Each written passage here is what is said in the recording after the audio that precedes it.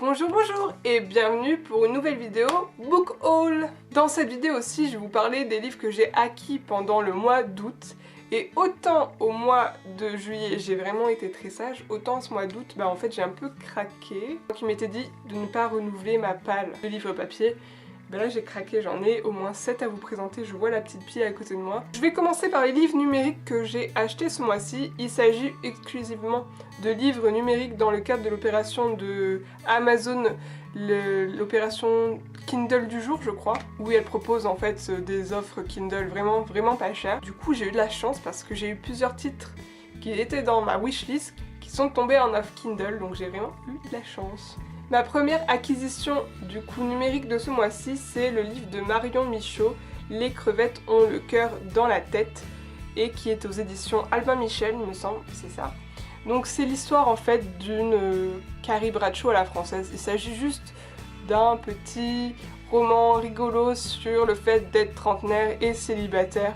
Donc voilà, ça va être un roman très détente je pense, et bien drôle. Ensuite, un tome que j'avais vraiment mis dans ma wishlist dès qu'il était sorti. Il s'agit du premier tome de Passenger écrit par Alexandra Bracken. Donc Alexandra Bracken dont j'avais adoré la dystopie Les Insoumis, dont je n'ai toujours pas lu le tome 2. Et donc là elle propose un livre à base de voyage dans le temps. On va avoir différentes époques, notamment un navire négrier au niveau du XVIIIe siècle. Tout cela dans le but d'aller obtenir un artefact, dans le but d'achever une quête. Donc bien sûr je suis conquise. Et puis la couverture est juste sublime quoi. Avec la cité dans une bouteille, c'est juste magnifique. Mon dernier e-book que j'ai acheté lors de ce mois d'août, il s'agit du premier tome du Contrat écrit par Tara Jones et qui est publié aux éditions Hugo Roman.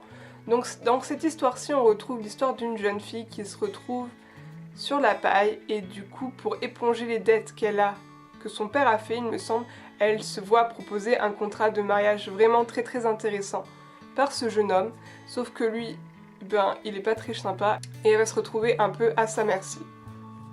Donc bien sûr c'est du Hugo Romance, donc on va avoir de la romance, au bout d'un moment ils vont devoir tomber amoureux, donc je m'attends pas à un truc hyper chiadé, mais j'aime bien les romances d'Hugo Roman, et en plus c'était à même pas 1 €, donc voilà, j'ai pas craché sur la soupe.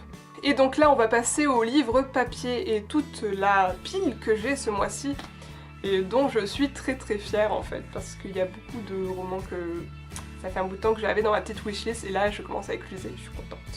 Donc le premier roman que je tiens dans les mains, il s'agit en fait d'un double roman, d'une intégrale de 2. Il s'agit du 3e et 4e tome de Noblesse oblige, écrit par Sally Mackenzie et qui est aux éditions Milady. Donc nous avons le comte mis à nu et le gentleman mis à nu. Donc en fait les romans de cette série sont des romans de romance historique qui se passent aux alentours de la Régence. Je sais que je m'étais beaucoup amusée avec les livres de Sally Mackenzie, notamment Lord Ned à tout prix et les 2 premiers de Noblesse oblige. C'est coquin, c'est hyper drôle, très cocasse, donc voilà. C'est vraiment une intégrale que je vais dévorer sans me prendre la tête, vraiment pour me détendre. Pour info, cette série se poursuit jusqu'à ce que ce soit le roi qui soit mis à nu. Ensuite, on a la sortie poche de Archer's Voice, écrit par Mea Sheridan et qui là est aux éditions J'ai lu. Avant elle était dans les éditions Hugo Roman il me semble, mais j'avoue que la couverture de ce tome poche me botte énormément plus que la couverture de Hugo Roman, tout simplement parce que chez Hugo Roman on avait une couverture où il y avait un mec torse-poil, vous savez que j'aime pas trop ça. Là on est plus doux j'ai envie de dire. Donc dans cette histoire-ci, on retrouve 2 personnages qui ont été bouffés par la vie, une jeune fille qui a eu un grave événement traumatique et qui va décider de repartir à zéro dans un petit bled pourri au fin fond d'Amérique. Et elle y rencontre Archer, qui lui est muet parce qu'il a vécu un événement très traumatique également, et à 2 ils vont essayer de se reconstruire. Donc vous savez comment j'aime les histoires sur la reconstruction, sur les événements traumatiques qui cherchent à devenir positifs, dont on cherche à se sortir. J'avais énormément eu d'avis positifs sur ce roman-ci, donc là j'en attends pas énormément non plus. Je pense que ça va vraiment me toucher et je l'espère vraiment.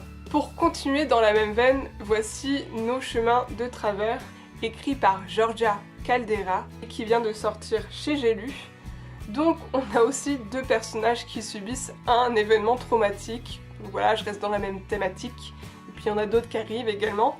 On a deux personnages qui se côtoient depuis des années au lycée, mais que tout oppose en fait. C'est-à-dire qu'elle est timide et réservée, lui c'est le beau gosse populaire du lycée. Sauf que à la suite d'un événement traumatique, le beau gosse tombe un peu des nues et va se rapprocher étonnamment de la jeune fille réservée. Comme pour l'autre, je pense que je vais être touchée, j'ai eu que des avis positifs sur ce roman-ci. Et puis la couverture, pareil, merci J'ai lu, elle est magnifique. J'aime ça, tu vois. Les deux personnes qui se tiennent par la main, qui ont l'air d'avancer ensemble, de se reconstruire ensemble, j'aime ça. Je pense que je vais vraiment kiffer ma vie. On change de genre et on va se plonger dans Da Vinci Code, écrit par Dan Brown, qui est aux éditions ici Le Livre de Poche. J'avoue, je n'ai jamais lu Da Vinci Code, je n'ai jamais vu le film et j'avais envie d'un policier, ça fait très longtemps que j'ai lu un policier. Le dernier, il me semble que ça doit être La vérité sur l'affaire Harry Kéber, écrit par Joël Iker, donc oui, ça fait un bout de temps si vous suivez ma chaîne. Et ben là, j'avais envie. J'avais envie d'un bon roman policier, plein d'intrigues, de symbolisme, et c'est ce que nous promet Dan Brown dans Da Vinci Code. Bon, vous le connaissez tous, apparemment c'était un best-seller quand il est sorti, il y a peut-être 10 ans maintenant, ou peut-être pas 10 ans, mais au moins 8 ans on va dire. Donc voilà, je vais me plonger, je vais étudier tout ça, ça va me faire bien plaisir. Ensuite, nous avons le premier tome de La Voix des Oracles, Tia, écrit par Estelle Fay et qui est aux éditions Folio dans leur collection SF, même si j'étais surprise que ce soit SF. Dans cette histoire-ci, on se retrouve dans l'Empire romain et plus précisément en Gaule. Il y a des oracles qui sont pourchassés par leur pouvoir païen par les Romains.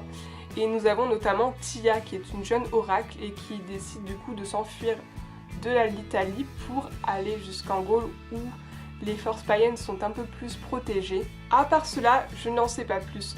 Comme vous savez, je suis une passionnée d'histoire. Alors là, on mélange magie, histoire, empire romain, antiquité. Je suis au comble de ma joie. Et en plus, il n'est entendu que des bonnes critiques ou des bons avis dessus. Donc voilà, je pense que je vais me régaler. Ensuite, petite série coup de cœur, Felicity Hadcock, le 3e tome, Les anges sont de mauvais poils, écrit par Sophie Jobin, que j'adore, et qui est aux éditions J'ai lu.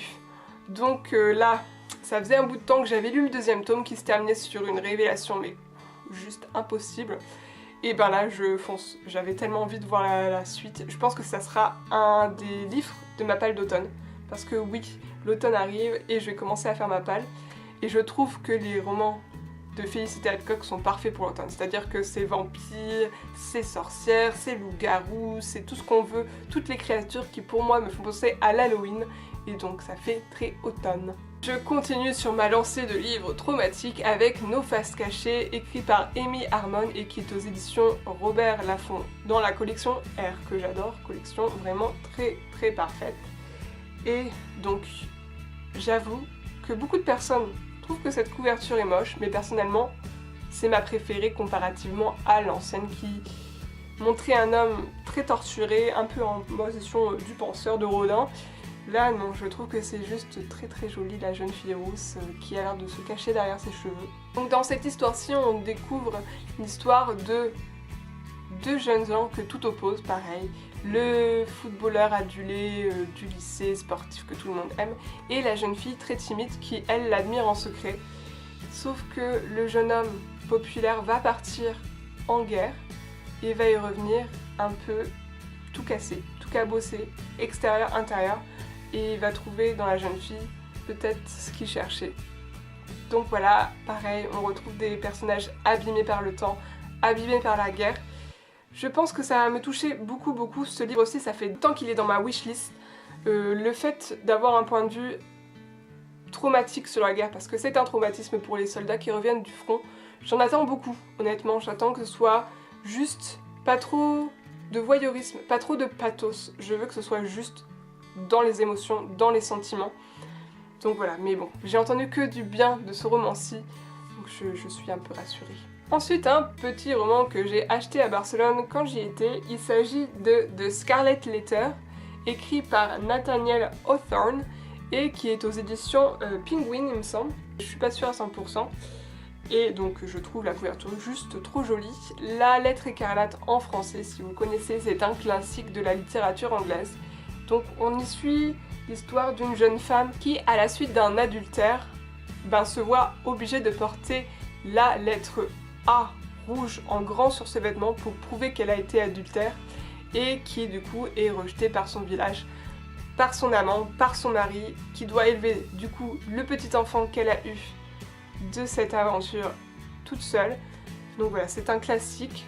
Étonnamment, il est assez petit, il est très complet, il y a une préface écrite par l'auteur, il y a même une petite nouvelle en plus, donc je vais y prendre plaisir. Je l'ai pris en langue anglaise parce que j'ai juste craqué sur la couverture honnêtement. J'avais jamais lu cette histoire, je la connais parce qu'il y a eu un film qui est sorti, il me semble que j'avais dû la voir en cours d'anglais, mais voilà, ça fait du bien de reprendre ces classiques. Et ensuite, une initiative que j'ai prise lors du mois d'août, enfin lors du mois juillet, mais le temps que ça arrive et que ça se finisse est arrivé au mois d'août, il s'agit de crowdfunding d'Orgueil et Préjugés, écrit par Jane Austen et illustré par Margot Motin. Margot Motin qui est une illustratrice de BD très connue et dont j'adore les dessins. Et donc ce petit bijou-ci se retrouve aux éditions Tiber, donc il faisait un crowdfunding sur Ulule pour avoir un petit peu d'argent, et j'avoue que j'ai juste craqué. Margot Motin, Orgueil et Préjugés, je pense que ça se passe de mots. Le livre est très très beau, et en plus, j'ai eu plein de choses avec.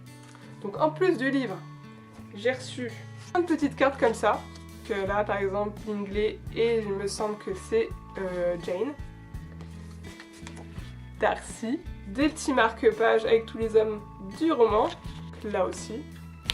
D'autres illustrations, donc là on a Elisabeth et Darcy.